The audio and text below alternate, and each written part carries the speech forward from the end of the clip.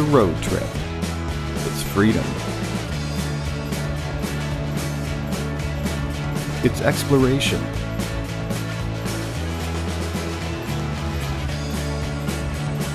It's about new experiences. And this road trip has been brought to you by Pioneer Bonus Bucks.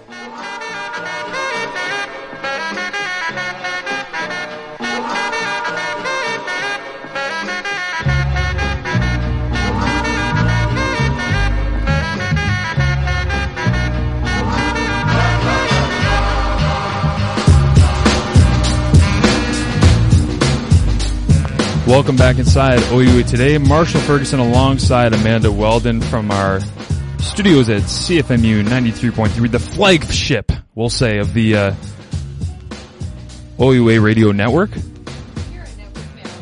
We are a network now. We just decided. Yeah, just decided. Made the decision. Want to bring up right away Fraser Caldwell. I know, Fraser, you're a big hip-hop guy, so this is probably your jam. How are you this morning, buddy? Oh, the Pete Rock and CL Smooth lead in March. Very well chosen, sir. Thank you. I tried to choose your theme song. This will be for you from now on, anytime you join the show, okay? Oh, you better call me in more often then. I will. Try to give you that homey feel. Well, it's working. OUA men's volleyball. You covered the team through a lot of the year. I know Amanda was very familiar with it as well, but the McMaster men win their third straight championship. They completed the three-peat, defeating Windsor 3-1 in the semis and Waterloo 3-0 on Saturday evening in front of a packed Burge gym. It's the sixth time in the past 8 years they've won the Forsyth Memorial Trophy. Fraser, tell us how they did it. Well, they did it with some really clean volleyball, especially in that second match. I mean, I think Amanda could really speak to this as well, but McMaster was not maybe the cleanest on Friday against Windsor. Maybe there was a feeling they didn't need to be. But after dropping a set in that match, I think it woke them up a little bit. And they brought their absolute A-game on Saturday night. There was really nothing that Waterloo could do. And this is a very quality Waterloo team. Let's not forget that. Very so difficult. To really blow them off court the way they did was fantastic. It was very difficult watching them play that Windsor game because Windsor's kind of a team that doesn't care if they're losing. You know what I mean? Absolutely. They're relentless. Well, we said it on our broadcast, I believe, Amanda, and we said it again, Alex and I did on the Windsor broadcast, but it was always hard to figure out what Windsor was going to bring because this was a team that came into the tournament, having just gotten into the playoffs on a tiebreaker and then beating the 2-seed Ryerson in a real back-and-forth battle. So you didn't know what they would have this weekend. You thought maybe they'd be a little overwhelmed, but they weren't at all. Yeah, definitely. And we were talking about that too. I mean, you see Windsor, Waterloo, they come out on the other side of McMaster and you're kind of wondering what they're going to be doing because the depth of McMaster's bench is so big this year. You could either have Brandon Coppers, Denny Demianenko in a big block against you. I mean, you're not going to set there. So then you have different options and it minimizes from there. So it's kind of just finding a way, and at least they have to be proud of themselves. They found a way for one set to take it away when really only Waterloo and York had taken a set off of McMaster this year, besides Western, who had beat them that first game. And then they really brought it against York in Saturday's bronze medal match. Right. And very nearly took that match, and that would have been quite an upset.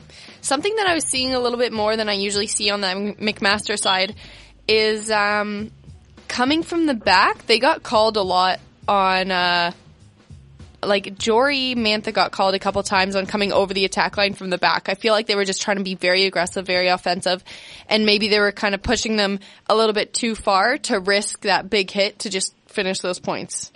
Yeah, I think there were a few elements to that. I think the refereeing was really tight, and I assume that was a bit of a directive going into the championships. You saw a lot of net violations called over the 2 days, a lot more than we usually do, and certainly at the attack line as well. But I think in Jory's case, he was just really feeling it that night, and you could kind of see every once in a while he would get a little too overeager. He tried to run down a ball. Yeah, that he definitely. Needs to get up earlier for. An interesting point that Jason McCarthy was actually off during that point, hurt shoulder, different switch-ups throughout the year, Jory Mantha switching to that side of the court. Frustration from the bench maybe, but it was interesting just seeing who was coming in, who was coming out, whether you had Stephen Marr, Andrew Richards, Jay McCarthy, Jory Mantha. So I'm interested to see what they do in CIS and how Dave kind of plays around the depth of his bench. My hunch would be that Dave won't go to his bench too often this coming week, especially if we get as tough a draw for McMaster as I think we might see. And if, as I suspect, Mac does have to play all three CanWest teams to get to a title, Dave might really lock down that bench. Right. We saw, in the Windsor game, he brings in Jay McCarthy and brings in Andrew Coker, and then the two of them were kind of cold, and the whole system kind of fell off a cliff for 5 or 6 points, and they lose the set, and you just can't have that happen at Nationals. We have to remember as well that early on in the, I should say around Christmas time, I believe was the Alden Cup, when the men went down to St. Petersburg there, and they actually took on 3 Canada West teams. Yeah. Went 3 for 3 down there. I don't have the scores in front of me, but I do remember that they were pretty handily in control of Canada West. So, Fraser, do you think that gives them more hope coming into Nationals, that they've seen the actual competition, regardless of whether it was in sunny Florida or here? Oh, absolutely. That tournament was huge. And not just because you are getting that experience, but because those games will be factored into seeding at Nationals. So those are some incredible points to pick up in that regard as well. And yeah, Marsh, you're right.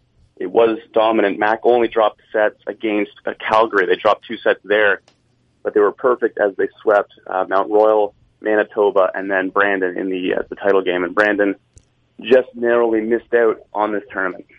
When watching this team, I feel as though they're so good. They could be that team where you're going into the final and you're playing the Patriots in football or Seattle Seahawks. But this McMaster team carries a sense of confidence, but not crossing the line of cockiness. They were warming up. I was in covering the basketball games, Fraser, on Saturday afternoon, and which I believe you were watching as you commented on my man Tom Edwards, the sideline analyst from Mohawk on Twitter, which he was a finely dressed man. I hope that you stepped up your game and matched it. But for those who don't know what we're talking about, just check Twitter. We'll send them out what we had. But the men's volleyball team were walking around at, I want to say 12:30, 1 o'clock in their full uniforms, like already getting ready. And I mentioned on the broadcast, I'm like, what are they doing? They don't play until like 7 or 8. And I went over and saw Jory. He's just like getting ready. Like we're just locked in, ready to go, like focused. We're doing a walkthrough in the gym. We're going to go do a little lift. I'm like, this is insane how much of a machine this team is. And you're talking about, go do a lift. Yeah. Like you're talking about being like right on the edge of cocky, but not. Yeah. I talked to some of the guys after, and they were like, it's so easy because of how much fun it is to play together. Yeah. Right? Because when you're so in tune with your teammates as this group is, it doesn't seem like hard work to communicate, like all the little things that coaches try to get you to do, to communicate, to always be on the same page, to want to help each other, to support each other. These things that on a new team, you might see, like again, Algoma, I saw them in basketball, not a lot of that going on because they're a new group together, which despite playing together for a year or two, first time in the OUA, they go through a lot of hardships. It's not a lot of communication, but when you play for each other over a long period of time, these guys are very, very in tune with themselves, and that's why it's easy for them. Don't you think, Fraser? Oh yeah, I agree completely. And I think if you talk to Dave Preston, the real struggle has been for him to create an environment where the team is deep enough and strong enough that, the games they play against each other in practice are in some cases harder than anything they're going to play in a conference season. And those guys really go at each other, and his mentality is, he wants them to really fight each other. He wants them to be on the verge of, beating the crap out of each other in practice because they have to have that mentality. And if they can do it in practice, then they can look at each other in a game and trust that guy next to them. And you saw that all weekend. I mean, really, the way they stepped up on Saturday, that is the exact kind of volleyball they'll need to play at Nationals. Taking a different turn on it, were you surprised that Waterloo beat York? No, not at all. I mean, I think if you look at those two lineups side by side, Waterloo really started to use their size in the middle, and they're better technical players right now than York is, and that might change. As we mentioned over the broadcast, Amanda, York does have some young players, Arthur Schwartz, the Josh Hendersons, the guys who, he's so good. Oh, Josh Henderson's crazy. I looked up his highlight tape last night. That guy is a freak. I know. I mean, like we said it, Amanda, but that guy looks like he could be like a linebacker. That's what I thought, because I saw the York Lions sent out a picture from their Twitter account that I saw of him flexing and screaming, and it said, York completes 5-set comeback over oh my gosh, that picture. Over Windsor to win the bronze and give themselves a chance to go to nationals because the top 3 of the 4 make nationals and the 4th team doesn't. And he's flexing, and I'm like, he looks like Terry Tate. Yeah, no, he's huge. And then I watched his highlight tape, yeah. The challenge for him, I think, is, he does have that raw power, and if he can kind of, add a few more tools to his belt there, I think he'll be fantastic. I think what you saw on Friday was when Waterloo started to really shape the ball, kind of triangulate him with the block. He didn't have a good off-speed answer for it. It's just 100 or nothing. Yeah, and then he was going straight into blocks, or he was blowing one right out the back off the wall, right? So that's where you just evolve as a player. You know, you start recognizing those blocks and you start chipping around them or off them, and he'll learn to do that. Yeah, talking about the Waterloo team a little bit, really impressed with Aaron Wiersma on the back line. He really got it together by the end, and also Zachary Doherty getting player of the game at the end there. I think he's going to be one of those leaders that just carries them throughout CIS, graduating player this year. It's going to be really difficult to see him go for that program this year. Oh, it will be. And I mean, I think when I talk about tools with Josh Henderson, Zach Doherty really shows you how you can evolve as a player in that way. You know, he's a veteran leader there. He's not the biggest guy. He does hit pretty hard, but he's really got to kind of make his shot sometimes, and he's got to craft things. He's got to recognize blocks. And, you know, Mac really shut down almost everybody on court, but Doherty could still occasionally just kind of go off. And there are a few moments where you'd see him, you know, touch down on a ball and go right down the line, and Dave Preston would turn to his team and just go, oh, too good. You know, yeah. Do it again. Yeah, he was a pretty special weekend and afternoon. Obviously, the three-peat, it's pretty cool. It's nice to see around here as a former Marauder, but speaking impartially, it's just nice to see a great team move on and represent the OUA at the CIS Championships. Fraser, we got to get you out of here right now because we got to make room for Scott Hasty on the phone line. Is that okay with you? Yeah, you can't have both of us on the phone at once, I think. It would be little too much former Silhouette content. That's true. All right. Thanks, buddy. Thank you for the content. We'll talk to you soon. See you both. That is Fraser Caldwell, McMaster Athletics, again, a former Silhouette writer. We'll talk to Scott Hasty in a minute. First of all, I wanted to touch on, again, York getting that win. Ray Seto led the Lions with 19 kills. Man, that guy looks like Ilya Kovalchuk. I know! You might not, do you know who Ilya Kovalchuk is? He used to play for the Devils. Now I believe he's playing over in the KHL Russia or something like that. He is a Russian. To me, they look identical. I'll send out a picture and everybody can tell me I'm an idiot. He reminds me of this just like wrong, flying squirrel too. Like he just like goes up he gets as high as Schwartz does, who is 6'10" on their lineup in the middle. Wow. And if Yusuf was taking a photo, I swear you would just see their heads at the same point, but their feet are just completely different. Yeah. And the thing I love too is, you know, a lot of people have experiences with volleyball, be it men's or women's, when they're in public school or high school, and they think, and again, this isn't a slight in any way to anything you did or the OUA or anything, but a lot of people go, oh, volleyball, it's not football, it's not basketball, it's boring. Yeah. Go see an OUA volleyball men's championship and tell me it's boring. Or they say that it's girly. And then I say, it's girly. You wear knee pads. Set up 6 people on the other side of the court.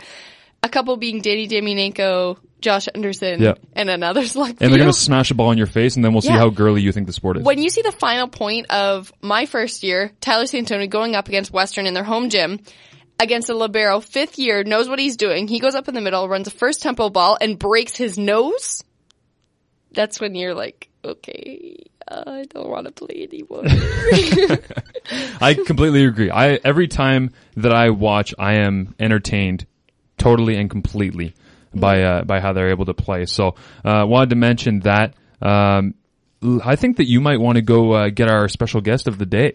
All right, I'm out. It might be that time. Well, you talk to Scott Hasty. You guys are so lucky. Yeah, I'm just going to jump on with Scott for a minute. Maybe we'll just see if he has anything interesting to say for the first time in his life. We're going to take a quick break. When we return, I'll be on with Scott Hasty for a second, and then we're hoping to have Donovan Bennett in to talk about the heated Guelph uniform decision, as it's been coined. There's a lot more to it than I think the average person recognizes right now, but we will dig into that with Donovan. Thanks, everyone, for listening. This is OUA Today on CFMU 93.3.